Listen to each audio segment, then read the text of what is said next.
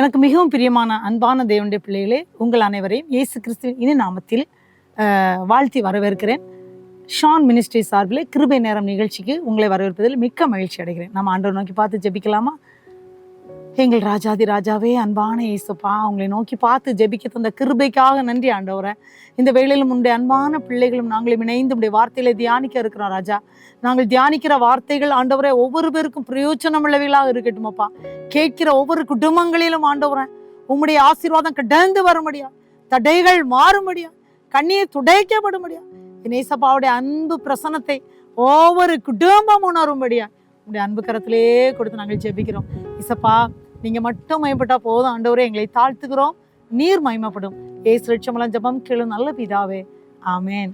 ஒரு விசை கூட நான் உங்களை ஷான் மினிஸ்ட்ரி சார்பிலே வரவேற்கிறேன். தேவன் தாமே உங்கள் ஒவ்வொருவரையும் ஆசீர்வதிப்பாராக. இந்த நாளிலும் நாம் தியானிக்கும்படியாக தெரிந்து கொண்ட தேவனுடைய வார்த்தை என்னவென்றால், நாம் அடிக்கடியாக தியானிக்கின்ற 2 நாளாகமும் 20வது அதிகாரம். 2 நாளாகமும் 20வது அதிகாரம். இந்த 20வது அதிகாரத்துல அருமையான வார்த்தைகளை நாம் தியானிக்க போறோம். முதலாவது பார்த்தீங்கன்னா 20வது அதிகாரத்துல ஒரு வசனம் இருக்கு பாருங்க, 6வது வசனம் நான் உங்களுக்காக படிக்கிறேன். 2 நாளாகமும் 20வது அதிகாரம் 6வது வசனம். எங்கள் பிதாக்களின் தேவனாகிய கர்த்தாவே, பரலோகத்தில் இருக்கிற நீரல்லவோ தேவன், பரலோகத்தில் இருக்கிற நீரல்லவோ தேவன், தேவரீர் ஜாதிகளுடைய ராஜ்யங்களை எல்லாம் ஆளுகிறவர் அப்படின்னு சொல்லி நம்ம படிக்கிறோம். தேவனுடைய ராஜ்யங்களை எல்லாம் ஆளுகிறவர், உம்முடைய கரத்திலே வல்லமையும் பராக்கிரமும் உண்டு, ஒருவரும் மோடு எதிர்த்து நிற்க கூடாது அப்படின்னு சொல்லி அருமையான யோசபாத் ராஜா ஆண்டவரை நோக்கி பார்த்து ஜெபிக்கிறார். இந்த யோசபாத் ராஜா யார் அப்படின்னு கேட்டா, இவர் ஆண்டவருக்கு பிடித்த ஒரு ராஜா, தேவனுக்கு பயந்த ஒரு ராஜா, தேவனை நேசிக்கிற ஒரு ராஜா அப்படின்னு நம்ம எப்படி சொல்றோம் அப்படின்னு பார்த்தீங்கன்னா, 2 நாளாகமும் 17ஆம் அதிகாரத்தை எடுத்துக்கோங்க. 2 நாளாகமும் 17வது அதிகாரம், அங்க ஒரு வசனம் இருக்கு, நான் உங்களுக்காக படிக்கிறேன். 3ம் 4ம் வசனம். ஏன் ஆண்டவருக்கு அவர் பிரியம் அப்படின்னு சொல்லி பார்த்தீங்கன்னா, அவர் கர்த்தர் யோசபாத்தோட இருந்தார். அவர் பாகால்களை தேடாமல் தன் தகப்பனாகிய தாவீது முன்னாட்களில் நடந்த வழிகளில் நடந்து தன் தகப்பனாகிய தேவனை தேடி இஸ்ரவேலுடைய செய்கையின்படி நடவாமல் அவருடைய கற்பனைகளின்படி நடந்து கொண்டான். அப்படின்னா தன் மனம் போன போக்கில் அவர் வாழவில்லை. ஆண்டவருக்கு பிரியமானதை செய்த, தேவ சித்தத்தை நிறைவேற்றின, தேவனுக்காக வாழ்ந்த மிகவும் அன்பான ஒரு ராஜா. உன் பாகால்களை தேடவில்லை. அப்படி என்றால் ஆண்டவருக்கு பிரியமில்லாத எல்லா காரியங்களையும் அவன் விட்டுட்டான். ஆண்டவரை மட்டும்தான் ஆராதிச்சான், வேற யாரையுமே ஆராதிக்கல. கர்த்தராகிய தேவனை மட்டும்தான் அவன் தொழுது கொண்டான் அப்படின்னு சொல்லி பார்க்குறோம். அது மட்டும் இல்ல, அவர் இன்னும் ஒன்று அவர் செய்தார். என்ன தெரியுமா? முக்கியமான வசனம் 2 நாளாகமும் 17ஆம் அதிகாரம் 9, 10 அப்படி நீங்க பார்த்தீங்கன்னா, அவர் யூதாவிலே உபதேசித்து என்ன செய்தாங்க? கர்த்தருடைய வேத புஸ்தகத்தை வைத்து கொண்டு யூதாவின் பட்டணங்களில் எல்லாம் திரிந்து ஜனங்களுக்கு போதித்தார்கள். எதை பற்றி? தேவனுடைய இந்த வார்த்தையை போதித்தார்களாம். அது மட்டும் இல்ல, 10ஆம் வசனம் பார்த்தீங்கன்னா, யூதாவை சுற்றி இருக்கிற தேசங்களுடைய ராஜ்யங்களின் மேலெல்லாம் கர்த்தரால் உண்டான பயங்கரம் வந்ததினால் யோசபாத்தோடு யுத்தம் பண்ணாதிருந்தார்கள். அப்ப இந்த யோசப்புடைய முதல் குணநலம் என்னன்னா, தேவனை தேடினார். முதலாவது ஆண்டவரை தேடினாரு. எனக்கு மிகவும் பிரியமான அன்பான தேவனுடைய பிள்ளைகளை, இதை மிக பொறுமையா கேட்டு கொண்டிருக்கிறீங்க. தேவன் உங்களை நேசிக்கிறார். தேவன் உங்களிடத்துல எதிர்பார்க்கிறது என்னன்னா, இயேசுவை தேட வேண்டும், இயேசுவை தேட வேண்டும். ஏன் பார்த்தீங்கன்னா, இந்த யோசுபாத் இயேசுவை தேடினதுனால் என்ன பண்ணிட்டாரு? ஆண்டவருக்கு பிரியமில்லாத காரியங்களை விட்டு விலகிட்டாரு. இயேசு மட்டும்தான் பார்த்தாரு. பிரியமானவர்களே, நீங்களும் இயேசு மட்டும் பாருங்க, இயேசுவேன்னு கூப்பிடுங்க, இயேசுவேன்னு கூப்பிடுங்க. மனுஷர்களை நம்பாதீங்க, பிரபுக்களை நம்பாதீங்க. ஒரு வசனம் இருக்கலாம், மனுஷனை நம்புவதை பார்க்கிலும் கர்த்தர் பேரில் பற்றுதலா இருப்பதே நலம், பிரபுக்களை நம்புவதை பார்க்கிலும் கர்த்தர் பேரில் பற்றுதலா இருப்பதே நலம். யாரை நம்பாதீங்க இயேசுவை தவிர, இயேசுவை மட்டும் நம்புங்க. இவர் இயேசுவை நம்பினாரு, இயேசுவை மட்டும் தேடினாரு. 2வது, இயேசுக்கு பிரியமில்லாத காரியங்களிலிருந்து அவர் தன்னை விலக்கி கொண்டார். அடுத்து என்ன செய்தார் பார்த்தீங்கன்னா, வேத புஸ்தகத்தை வைத்து தன்னுடைய தேசத்துள்ள ஜனங்களுக்கு உபதேசம் பண்ணார். இதனால என்ன நடந்துச்சுன்னா, இந்த யோசபாத் இருந்த தன்னுடைய ஆளுகைக்கு உட்பட்ட இடங்களில் எல்லாம் வெளிச்சம் இருந்துச்சு. இவங்க எல்லாரும் சந்தோஷமா இருந்தாங்க. அது மட்டும் இல்ல, இவங்களுக்கு விரோதமா யாரும் யுத்தம் பண்ணி போனா அவங்களால ஜெயிக்க முடியல. யாரு யோசபாத்துக்கு விரோதமா யுத்தம் பண்ணாலும் அவங்க ஜெயம் வராது. ஏன்னா இங்க என்ன பண்ணிட்டாங்கன்னா, தேவ வார்த்தைய தன்னுடைய தேசம் எங்கிலும் அவர் பிரசங்கம் பண்ணாராம். வேத புஸ்தகத்தை வைத்து கொண்டு இதற்கனே ஒரு குரூப் அவர் செலக்ட் பண்றாரு. நீங்க இந்த பகுதியில வாசிச்சு பாத்தீங்கன்னா தெரியும். பாருங்க, 7ஆம் வசனம், 2 நாளாகமும் 17வது அதிகாரம் 7-8 வசனத்துல இருக்கு எத்தனை பேர் அவர் நியமித்தார்னு. இவங்க போய் வேத புஸ்தகத்தை வைத்து கொண்டு யோசபாத் ராஜா தேசம் எங்கும் உபதேசம் பண்ணாங்களாம். இப்படி உபதேசம் பண்ணனால என்ன நடந்துச்சு? அந்த தேசத்துல இருள் மாறிச்சு, வறுமை மாறிச்சு, கண்ணீர் மாறினது, துன்பம் மாறினது, போராட்டங்கள் மாறினது. ஆகவே எல்லாரும் மகிழ்ச்சியா கர்த்தருக்குள் ஆராதனை செய்து கொண்டே இருந்தாங்க. அதனால என்ன நடந்துச்சுன்னா, பக்கத்து தேசத்தாருக்கு இதை பற்றி தெரியாததுனால இங்க வரும்போது இவர்களை குறித்த ஒரு பயம் இருந்துச்சு. ஏன்னா இவர்கள்ட்ட வேத புஸ்தகம் இருக்கிறது, இவங்க வேதத்தை தியானிக்கிறாங்க, வேதத்தின்படி நடக்கிறாங்க. ஏன்னா அதைத்தான் ராஜா கற்றுக் கொடுத்தார் பிரியமானவர்களே. அப்படின்னு அந்த ராஜா கிட்ட காணப்பட்ட குணநலம் என்ன? முதலாவது ஆண்டவரை தேடினாரு, 2வது ஆண்டவருக்கு பிரியமில்லாத எல்லாத்தையும் எடுத்து எரிஞ்சிட்டாரு, 3வது வேத புஸ்தகத்தை தன்னுடைய ஜனங்களுக்கு போதித்தார். அதனால இந்த 3 காரியங்களின் நிமித்தம் கர்த்தர் யோசபாத்தோடு கூட இருக்கிறதை சுற்றி இருக்கிற தேசத்தார் அறிந்து கொண்டார்கள். இதுதாங்க நடந்துச்சு. ஆனா இப்படி ஆண்டவருக்காக இருக்கும்போது போராட்டம் வராதான்னு நீங்க இப்ப கேட்கலாம். ஏன் பிரச்சனை வராதா? கண்ணீர் வராதா? துன்பம் வராதா? அப்படி நீங்க கூட இப்ப கேட்கலாம் பிரியமானவர்களே. பிரச்சனைகள் வரலாம், உபத்திரவங்கள் வரலாம், வியாதிகள் வரலாம், போராட்டங்கள் வரலாம், எதிர்ப்புகள் வரலாம். ஆனா என்ன தெரியுமா? அவரை மட்டும் நாம் பற்றி கொள்ளும் போது, இயேசுவை மட்டும் நாம் பிடித்து கொள்ளும் போது, அவரோடு கூட நாம இருக்கும்போது இந்த மாதிரிப்பட்ட பிரச்சனைகள் இருந்து அவர் விடுவிப்பார் பிரியமானவர்களே. பொறுமையோடு காத்திருக்கணும். ஏசப்பா கிட்ட நம்ம பொறுமையா காத்திருக்கணுங்க. யோபு அப்படித்தானே பொறுமையா இருந்தாங்க. யோபுடைய பொறுமையினால என்ன நடந்துச்சு? அவர் இழந்து போன எல்லாவற்றையும் 2 பெற்றுக்கொண்டாரு. பொறுமையாக காத்திருக்கணும். யோசேப்பு எவ்வளவு காலம் காத்திருந்தாரு. அதனால யோசேப்பு பாத்தீங்கன்னா தன்னை வெறுத்த எல்லாருக்கும் இவர் ஒரு அதிபதியா மாறி அவர்களுக்கு உதவுறா மாறினார். தானியேலை பாருங்க, தானியேல் சிங்கக்கபில போட்டாங்க, ஆனா தேவன் அவரை பாதுகாத்தார். அவர் தான் அந்த ஜனத்துக்கு ஆளுகிற ஒரு பெரிய பொறுப்பை தானியேலை கொடுத்து தேசத்துல உயர்த்தினார் சொல்லி நம்ம பாக்குறோமே பிரியமானவர்களே. ஒருக்கணும் நம்மை நாமே சிந்திச்சு பார்க்கலாமா? ஒரு நாள் என்ன நடந்துச்சுன்னா, இந்த யோசபாத் ராஜா எவ்வளவு நல்ல ராஜான்னு இப்ப உங்கள்கிட்ட நம்ம பார்த்துட்டே இருக்கோம், தியானிச்சுட்டு இருக்கோம், வேதத்துல இருக்கு. இந்த ராஜாவுக்கு விரோதமா கூட்டம் வருது. 3 விதமான கூட்டம் வராங்க. நீங்க பாத்தீங்கன்னா 2 நாளாகமும் 20வது அதிகாரம் 1 வசனத்திலே பார்க்கலாம். இதற்கு பின்பு மோவாப் புத்திரரும் அம்மோன் புத்திரரும் அவர்களோட கூட அம்மோனியருக்கு அப்புறத்தில் உள்ள மனுஷரும் கூட யோசபாத்திற்கு விரோதமாக யுத்தம் பண்ண வந்தார்கள். யோசபாத் யாருங்க? ஆண்டோடைய பிள்ளைதான். நீங்களாம் யாரு? இன்னைக்கு இயேசுவை ஏற்றுக்கொண்டிருக்கீங்க, நீங்க ஆண்டோடைய பிள்ளைதான். ஒருவேளை ஏற்றுக்கொள்ளனா இயேசுவை ஏற்றுக்கொள்ளுங்க.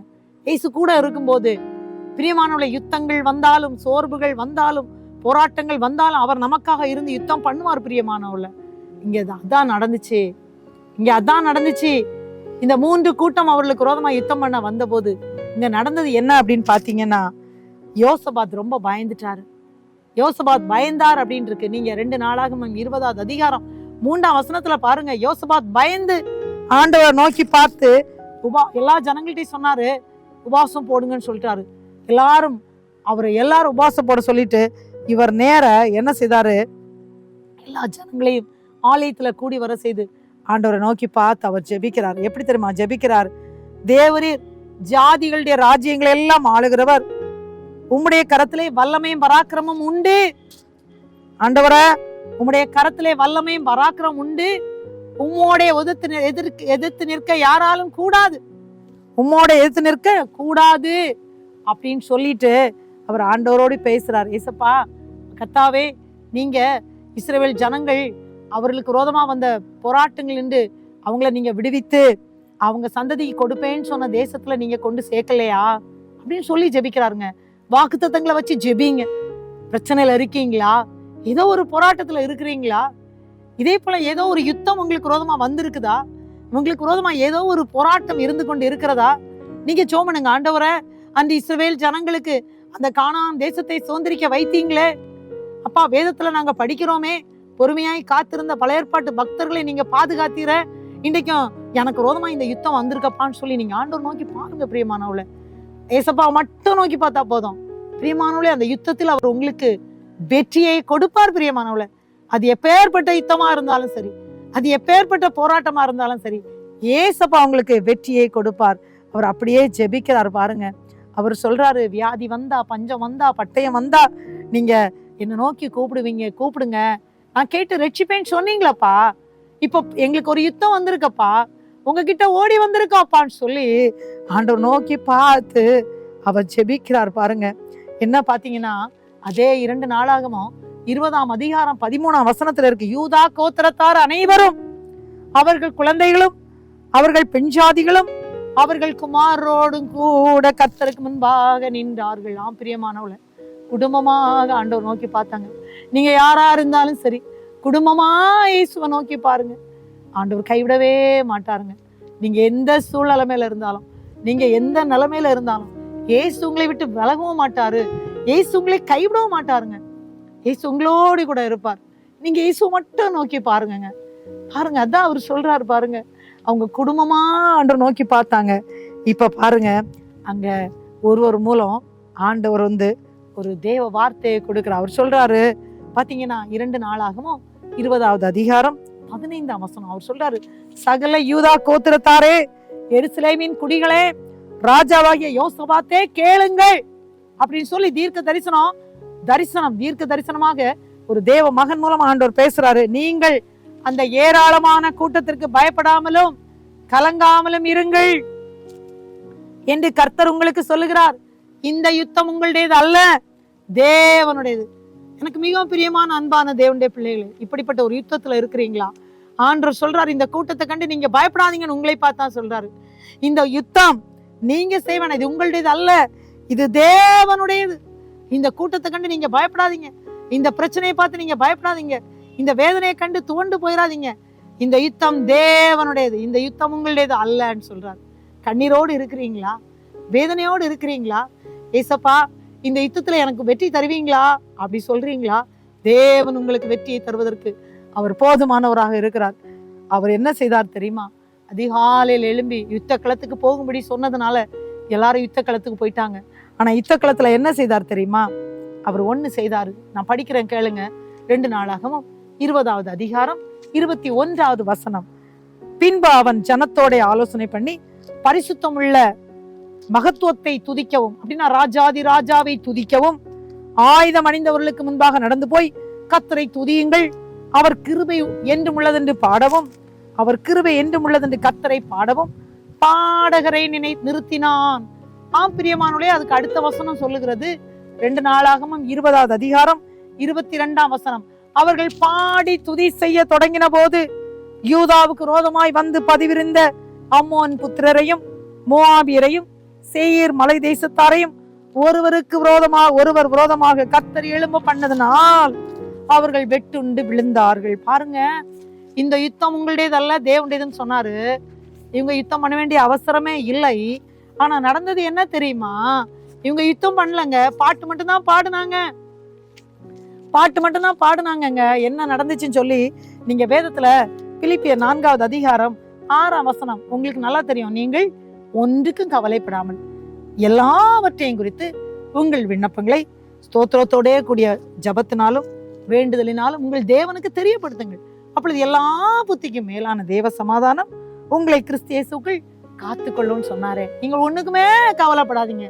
அதைத்தான் இவர் செய்தார். இவங்க பாடி துதிக்க தேவனை ஆராதிக்க அங்க என்ன நடந்துச்சு? இவங்க என்ன சொன்னாங்க? இங்க போராட்டம் இருக்கு, கர்த்தர் நல்லவர்னு துதிக்கிறாங்க. சங்கீதம் 136 உங்க எல்லாருக்கும் தெரியும். 26 வசனம் இருக்கு. 26 முறை துதியுங்கள்னு சங்கீதம் 136 வரும் பிரியமானவள. 26 முறை அவர் கிருபை என்றும் உள்ளதுன்னு வரும். பிரியமானவள, துதிக்க அவருடைய கிருபை நம்மேல் கடந்து வரும். அநேகடைய ஸ்தோத்திரத்தினாலே அவனுடைய கிருபை பெருகும் நம்ம படிக்கிறோமே. அதே போலதாங்க இவங்க நல்லவர்னு தான் துதிச்சாங்க. அங்க நல்லவரே வல்லவரே அப்படிதான் சங்கீதம் 136 தேவன் செய்த நன்மைகளை சொல்லிதான் துதிச்சிருப்பாங்க. இவர் நன்மைகளை செய்து சொல்லி துதிக்கிறார். இன்னைக்கு நம்ம என்ன செய்வோம்? போராட்டம் வந்தோம்னா அவர் செய்த நன்மையை கூட சொல்ல மாட்டோம். அவர் அன்னைக்கு நன்மை செய்தாருன்னு நினைக்கிறதே இல்லை. ஆனாலும் ஆண்டவர் என்ன கைவிட்டுட்டாரு, ஆனாலும் ஆண்டவர் இந்த இடத்துல இந்த யுத்தத்தை எனக்கு கொடுத்துட்டாரு, இந்த குடும்பத்துக்கு விரோதமா என்னை எழுப்பி விட்டுட்டாரே அப்படின்னு சொல்லி அவங்க விரோதமா வர்றாங்களே, அதுக்காக என்னை நிக்க வச்சுட்டாரேன்னு சொல்லி இன்னைக்கு நம்ம என்ன செய்யறோம்? நிறைய நேரங்கள்ல நம்ம வேதனைப்படுறவங்களா இருக்கிறோம் பிரியமானவளே. ஆனா ஒண்ணு தெரியுமா? ஒன்னே ஒண்ணு உங்களுக்கு தெரியுமா? நீங்க ஆண்டவரை துதிக்க துதிக்க துதிக்க சத்துருக்கள் தானாக வெட்டுண்டு விழுவதை நீங்க பாப்பீங்க பிரியமானவள. இங்க என்ன நடந்துச்சு தெரியுமா? அம்மோனியர் மோவாபியருக்கு விரோதமா எழுப்புனாங்க, மோவாபியர் அம்மோனியருக்கு விரோதமா எழுப்புனாங்க, மோவாபியர் சேயீர் மலைதேசத்தாருக்கு விரோதமா எழுப்புனாங்க. பாத்தீங்கன்னா அந்த 3 கூட்ட சாதிகளும் இவங்க எதுவுமே செய்யலங்க, யுத்தமே பண்ணலங்க. ஆனா அவர்கள் விழுந்து கிடந்ததை அவங்க பார்த்தாங்க, வெட்டுண்டு விழுந்தார்கள். யாருமே தப்ப முடியாத அளவுக்கு இவங்க எதுவுமே செய்யல. ஆனா ஆண்டவர் ஒண்ணு சொன்னார்ல, இந்த யுத்தம் உங்களுடையது அல்ல, இந்த யுத்தம் தேவனுடையது. பிரியமான தேவனுடைய பிள்ளைகளே, உங்களுக்கு விரோதமா போராட்டங்கள் வருகிறதா, பிரச்சனைகள் வருகிறதா, நீங்க செய்ய வேண்டியதெல்லாம் ஆண்டவரை துதியுங்கள், அவரை துதிச்சு பாடுங்க. இயேசு செய்த நன்மைகளை சொல்லி சொல்லி சொல்லி அவரை பாடுங்க. நீங்க பாட பாட பாட உங்க வாழ்க்கையில் அற்புதம் நடக்கும் பிரியமானவளே.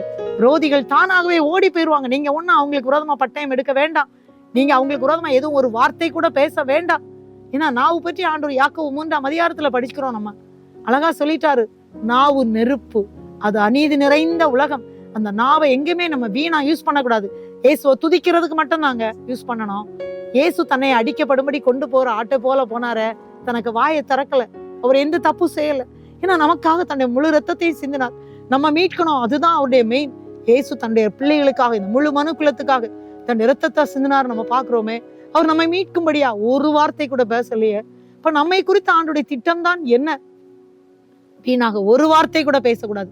இந்த வாயில இந்த நன்மை செய்த மட்டும் சொல்லி துதிக்கணும். பிறர் நன்மை செய்தா அதை சொல்லணும். சொல்ல முடியலன்னா ஒண்ணுமே சொல்ல வேண்டாம், அவரை துதிக்கணும், ஆண்டவர் மட்டும் துதிக்கணும். வேற எதுவும் நம்ம பேசக்கூடாது பிரியமானவர்களே. அதைத்தான் இங்க செய்தாங்க. இவங்க எதுவுமே பேசல, வாயெடுத்தும் பேசல, இவங்க ஆயுதத்தை வைத்து யுத்தமும் பண்ணவில்லை. இதைத்தான் இன்னைக்கு உங்க குடும்பத்துல தேவன் செய்வார், உங்க வீட்டுல தேவன் செய்வார், உங்க திருச்சபையில தேவன் செய்வார், உங்க சமுதாயத்துல செய்வார். நீங்க எங்க இருக்கிறீங்களோ அங்க செய்வார் பிரியமானவர்களே. நீங்க யாரா இருந்தாலும் சரி, தேவன் இன்றைக்கு உங்களை விடுவிப்பதற்கு, உங்களுக்கு விரோதமா வருகின்ற இந்த எல்லா போராட்டங்களிலிருந்தும் எல்லா யுத்தங்களிலிருந்தும் உங்களை விடுவிப்பதற்கு நம்ம இயேசு போதுமானவராக இருக்கிறார்.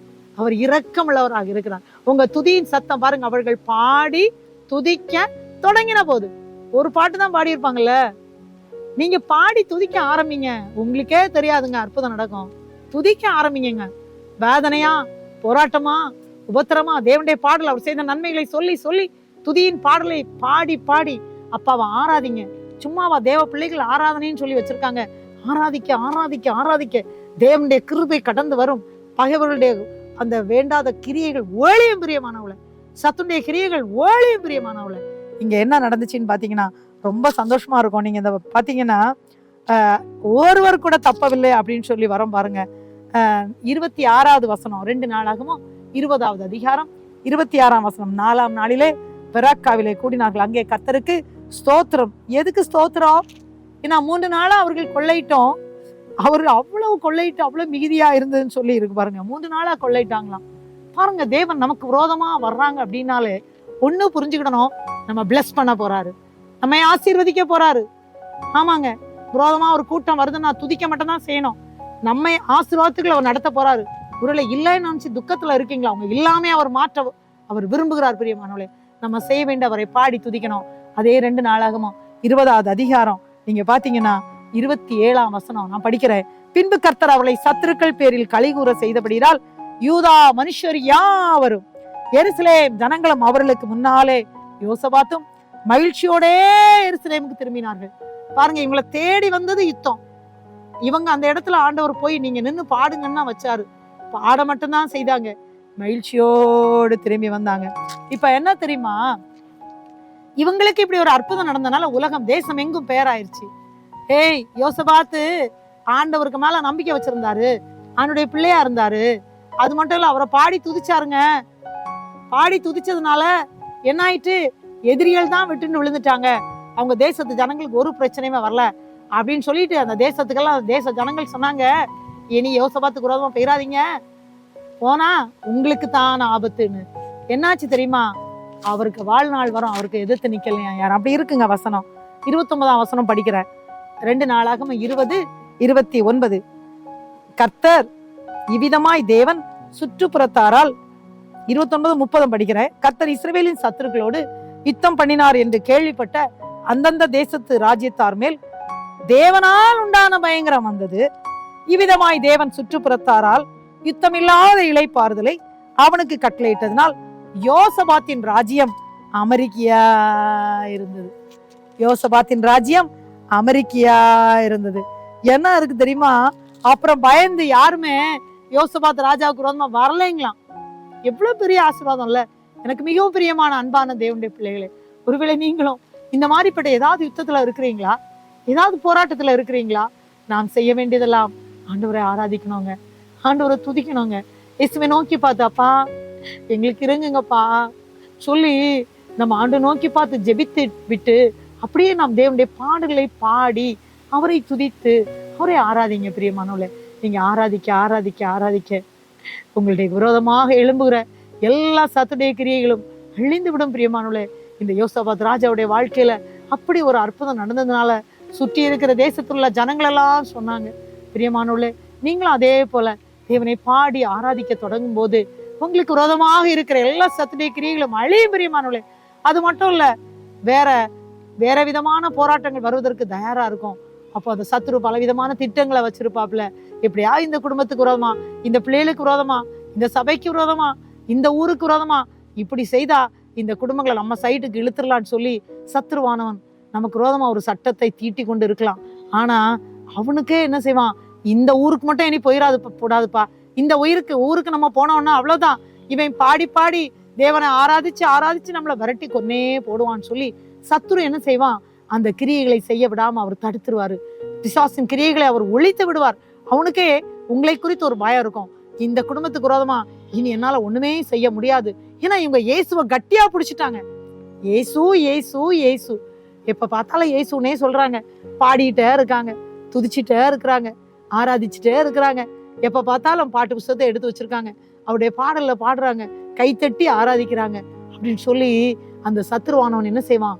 வெக்கப்பட்டு போயிடுவானா. பிரியமானவளே, அதனாலதான் நம்ம வேதத்துல சங்கீதத்துல படிக்கிறோம், ஓசையுள்ள கைத்தாளங்களோடு அவரை துதியுங்கள், பேரோசையுள்ள கைத்தாளங்களோடு அவரை துதியுங்கள். சங்கீதக்காரனாகிய தாவீது சொன்னாரு, நான் உயிரோடு இருக்க மட்டும் தேவனை துதிப்பேன், நான் உள்ளளவும் தேவனை கீர்த்தனம் பண்ணுவேன்னு சொல்லி அவர் அநேக பாடலையும் பாடினாரு. அவர் சொன்னாரு, நான் தேவனை துதித்து கொண்டே இருப்பேன். அதான் அநேக பக்தருடைய பாடலை பாடுறோம், துதிப்பேன் துதிப்பேன் துதித்து கொண்டே இருப்பேன். நம்ம ஒருபோதும் கலங்க கூடாதுங்க. நம்ம வீணா கலங்கும் போது சத்ருவானவனுக்கு தெரியும், இவங்க இப்ப கலங்கிட்டே இருக்கிறாங்க, இவங்களுடைய விசுவாசத்தை நம்ம எடுத்து போடணும்னு பார்ப்பான். அதனாலதான் எபிரேயர் 11 அதிகாரம் ஃபுல்லா படிச்சு பாருங்க. விசுவாசத்தை குறித்து ஆண்டவர் நமக்கு தெளிவா கற்றுக் கொடுத்திருக்கிறாரு. பழைய ஏற்பாட்டு பக்தர்கள் இந்த விசுவாசத்தை கொண்டு எப்படி ஜெயித்தார்கள் சொல்லி எபிரேயர் 11 அதிகாரம் ஃபுல்லா மிக தெளிவா அவர் நம்மோடு கற்றுக் கொடுக்கிற தேவனாக இருக்கிறார். பிரியமானவளே, படிச்சு பாருங்க. விசுவாசம் இல்லாமல் தேவனத்துல பிரியமா இருப்பது கூடாத காரியம். ஏன்னா அவருக்கு மேல விசுவாசம் இருந்தா நமக்கு பாடுறதுக்கு ஆசை வரும். அவருக்கு மேல விசுவாசம் இருந்தாதான் நம்ம இயேசுவை தேடி ஓடி போவோம். இயேசு பார்த்து ஓடி வந்தாரு தேவனுடைய ஆலயத்துக்கு. நம்ம ஒவ்வொரு ஞாயிற்றுக்கிழமை தேவனுடைய ஆலயத்துக்கு போறோம். கிடைக்கிற நேரமெல்லாம் தேவனுடைய ஆலயங்களை போய் நம்ம ஆராதிக்கிறோம்ல. அப்போ ஆலயத்துக்கு போகும்போது நமக்கு ஒரு விசுவாசம் இருக்கும், நான் தேவனுடைய ஆலயத்துக்கு போறேன் அப்படின்னா தேவன் என்னை நிச்சயமா இந்த ஆபத்துக்கு என்னை ஒப்பு கொடுக்க மாட்டாரு, அவர் என்னோடி கூட இருக்கிறாரு, அவர் என்னை விட்டு விலகவே மாட்டார்னு சொல்லி இயேசு பற்றி ஒரு எண்ணம் உங்களுக்கு வரும். பிரியமானவளே, ஆகவே அந்த 11வது அதிகாரம் ஃபுல்லா நீங்க ஒரு வசனம் விடாம அப்படியே மனதில் பதித்துக் கொள்ளுங்கள். எபிரேயர் 11 மிக தெளிவா விசுவாசத்தை குறித்து தான் இருக்கும். செத்து போன கர்ப்பம் பாருங்க, அந்த சாராளுடைய கர்ப்பம் செத்து போன கர்ப்பம், ஆனா குழந்தை கொடுத்தாரு பாத்தீங்களா, குழந்தை கொடுத்தார் பாத்தீங்களா. இதே போல தேவன் அந்த ராகாப் என்கிற அந்த சகோதரியை குறித்து இருக்கும். அவங்கள பாருங்க, வேதத்துல அவங்க பெயர் வந்திருக்கு பாருங்க, எவ்வளவு ஒரு பெரிய பாக்கியம். அவங்க தேவன் மேல விசுவாசம் வச்சாங்கன்னு சொல்லி இருக்கு. அப்ப தேவனை விசுவாசிக்கும் போது ஆபிரகாம் தேவனை விசுவாசித்தாரு, அதனால அவர் அது அவருக்கு நீதியானதுன்னு சொல்லி பார்க்கிறோம். ஆபிரகாமுக்குள் பாருங்க, அவர் விசுவாசிகளின் தகப்பன்னு சொன்னாங்க. ஆபிரகாமுக்குள் நீங்க எல்லாம் விசுவாசிக்கிற தேவ பிள்ளைகள் எல்லாம் ஆசீர்வதிக்கப்பட்டவன்னு சொல்லி நம்ம வேத வசனத்துல படிக்கிறோம். பிரியமானவளே, ஆபிரகாம் ஆசீர்வாதம் பெற்றாரு, யாக்கோபு அந்த ஆசீர்வாதத்துல வாழ்ந்தாரு, ஈசாக்கு அந்த ஆசீர்வாதத்தை வாழ்ந்தாங்க. இவங்க எல்லாம் தங்களை கிறிஸ்துவுக்கென்று தேவனுக்கென்று தங்களை அர்ப்பணித்தார்கள், ஆண்டவருக்கென்று தங்களை கொடுத்தாங்க. பிரியமானவளே, நீங்க யாரா இருந்தாலும் சரி, உங்களை முழுவதுமாக தேவனுக்கு என்று அர்ப்பணிங்கள். தேவ கரத்துல அவங்களை கொடுத்துருங்க. அவரை பாடி துதிக்க ஆரம்பிச்சு விடுங்க. நீங்க பாடி துதிக்க துதிக்க துதிக்க தேவன் நிச்சயமாக உங்க குடும்பத்துல தேவன் அதிசயம் செய்வார். வியாதியோடு இருக்கிறீங்களா, இன்னும் ஏதோ துன்பத்துல இருக்கிறீங்களா, ஏதோ ஒரு போராட்டத்துல இருக்கிறீங்களா, ஏதோ ஒரு குடும்பம் உங்களுக்கு ரோமா கிரியை செய்து கொண்டிருக்கிறாங்க, அதனால இந்த வாழ்க்கையில மகிழ்ச்சியை இல்லைன்னு நினைக்கிறீங்களா, எங்க வாழ்க்கையில எங்களால சந்தோஷப்படவே முடியல, நாங்க துக்க முகத்தோடு தான் இருக்கிறோம், எங்க வாழ்க்கையில ஒரு விடுதலை வருமா வராதான்னு நினைக்கிறீங்களா? பிரியமானவளே, ஆண்டவர் நோக்கி பார்த்து நம்ம ஜெபிக்கலாமா? இப்ப ஆண்டவர் நோக்கி பார்த்து ஜெபிப்பீங்களா? எல்லாரும் ஆண்டவர் நோக்கி பார்த்து, அப்பா என்னுடைய வாழ்க்கையில உங்களுடைய அற்புதம் நடக்கட்டும் ராஜா, என்னுடைய வாழ்க்கையில அடிக்கடியாக நான் வேதனையில இருக்கிறேன்ப்பா, அடிக்கடியா எனக்கு இந்த பிரச்சனை இருக்குப்பா, பலவிதமான போராட்டத்துல தான் நான் இருந்துட்டு இருக்கேன்ப்பா, எனக்கு ஒரு அதிசயத்தை செய்ய மாட்டீங்களா, எனக்கு ஒரு அற்புதத்தை செய்ய மாட்டீங்களான்னு கேட்பீங்களா? எல்லாரும் இயேசுவை நோக்கி பார்த்து பேசுவீங்களா? அன்பான தேவனுடைய பிள்ளைகளே, தேவனை நோக்கி பார்த்து பேசுவீங்களா? தகப்பனே, நீர் எவ்வளவு பெரியவரப்பா, உண்மை ஸ்தோத்திரிக்கிறோம், உண்மை மயமப்படுத்துகிறோம், உண்மை கனப்படுத்துகிறோம். இந்த வேலையிலும் ஆண்டவரை அன்பானவங்க பிள்ளைங்களை நோக்கி பார்க்கிறாங்கப்பா, மனதுருக்கம் உள்ளவரை, போராட்டத்தில் இருக்கிற குடும்பங்களுக்காக நாங்கள் ஜெபிக்கிறோம். உங்களுடைய பிள்ளைகளுமே பாடி துதிக்க ஆரம்பிக்கும் போதே அற்புதம் நடக்கும் என்று நாங்கள் தியானித்தோமே ஆண்டவரை. இந்த வேளையில் உங்களுடைய பிள்ளைகளுமே துதிக்க ஆண்டவரை கற்றுக்கொள்ளட்டும், உண்மை ஆராதிக்க பழகட்டும், தேவ சமூகத்துல விசுவாசத்தோடு காத்து இருக்கட்டும் அப்பா. யார் யார் குடும்பத்துல இப்படிப்பட்ட போராட்டம் காணப்படுகிறதோ, எந்தெந்த குடும்பத்துல சத்துருவானவன் குடும்பங்களுக்கு விரோதமா வலை விரித்து அந்த குடும்பங்களை கண்ணீரோடு வைத்திருக்கிறானோ கர்த்தாவே, இந்த வேளையில் உடைய பிள்ளைகள் ஆண்டவரே உம்முடைய பாடல்களை பாடி துதிக்க துதிக்க, உம்மை ஆராதிக்க ஆராதிக்க ஆண்டவரே, இந்த சத்துரு கிரியைகள் இந்த குடும்பத்தை விட்டு விலகும்படியா உம்மை நோக்கி நாங்கள் பார்க்கிறோம் ஐயா. மனதுருக்கம் உள்ள ராஜாதி ராஜாவே, ஒவ்வொரு குடும்பத்துக்கு இறங்கும் ஆண்டவரே. எந்தெந்த வீடுகளுக்குள்ள இந்த வார்த்தையை கேட்டுக்கொண்டு இருக்கிறாங்களோ, யார் யார் கண்ணீரோடு கேட்டுக்கொண்டு இருக்கிறார்களோ, இந்த குடும்பத்துக்கு இரக்கத்தை காண்பிக்க முடியா, உங்களை வீட்டுல அற்புதம் நடக்க முடியா, இந்த வேளையில நாங்கள் ஜெபிக்கிறோம் ஆண்டவரே. அற்புதத்தை செய்கிறவரே, இரக்கம் உள்ளவரே, விடுதலை கட்டளையிடும்படியா நாங்கள் ஜெபிக்கிறோம் அப்பா. ஆண்டவரே இறங்கும் அப்பா.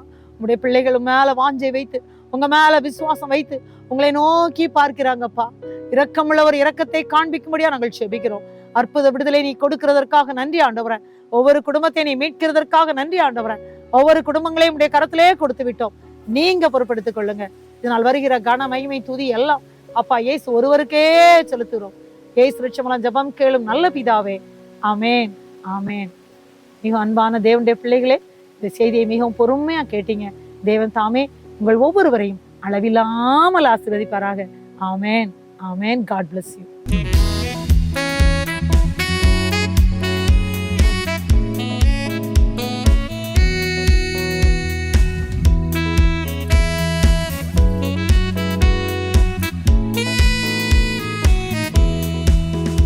என்னை நேசிக்கின்றாயா, என்னை நேசிக்கின்ற